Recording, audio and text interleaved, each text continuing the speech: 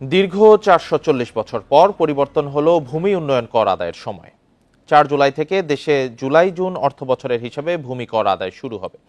এতদিন এটি আদায় হতো বাংলা সনের হিসেবে পহেলা বৈশাখে বছর শুরু ধরে। অর্থবছরের সঙ্গে সমন্বয় রেখে কর আদায়ে হিসাব ব্যবস্থাপনা আরো সহজ ও গতিশীল হবে বলছেন সংশ্লিষ্টরা। নগদের কাছে সব গ্রাহকই প্রিয়, তাই তো সারা দেশে ক্যাশ আউট চার্জ সবচেয়ে কম। জমির খাজনা আদায় শুরু হয় 1584 সালে সম্রাট আকবরের মুঘল আমলে। এরপর ব্রিটিশ ও পাকিস্তান আমল হয়ে স্বাধীন বাংলাদেশেও বাংলা সনের হিসেবে নেওয়া হয় ভূমি উন্নয়ন কর বা খাজনা।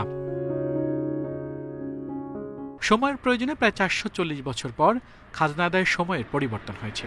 এখন থেকে যা নেওয়া হবে অর্থ বছরের সঙ্গে সমন্বয় করে। 1 জুলাই থেকে 30 জুন অর্থ বছরের হিসেবে 1431 সালের খাজনা কাটতাম এই জুন মাসের 30 তারিখ পর্যন্ত। এই অর্থ বছরের টাকাটা আগের অর্থ বছরে ঢুকে যেত। এটা একটা শুভঙ্করের ফাঁকির মতো ছিল। বর্তমান ভূমি সচিব মহোদয় স্যার চিন্তা করলো যে আমাদের যেহেতু ব্যাংকিং সিস্টেম সব সিস্টেম আন্তর্জাতিক সিস্টেম হলো জুলাই টু জুন, তো সেই হিসাবে আমাদের ভূমি উন্নয়ন করটাও এখন জুলাইয়ের মধ্যে থেকে নিয়ে আসছে।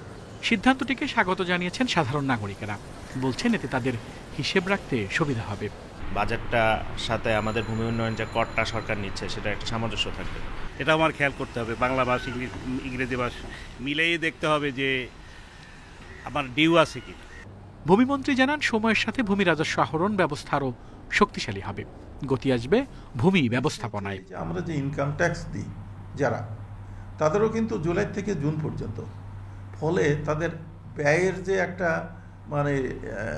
সামঞ্জস্য রাখা, যদি 1 বৈশাখ থেকে 30 চৈত্র পর্যন্ত চলে যায় তাহলে কিন্তু এইটা একটা গড়বড় হয়ে যায় তাদের হিসেব দেখানো।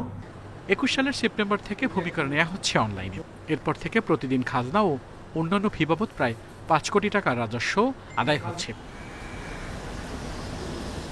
আল আমিন হোসেন, ইন্ডিপেন্ডেন্ট নিউজ, ঢাকা।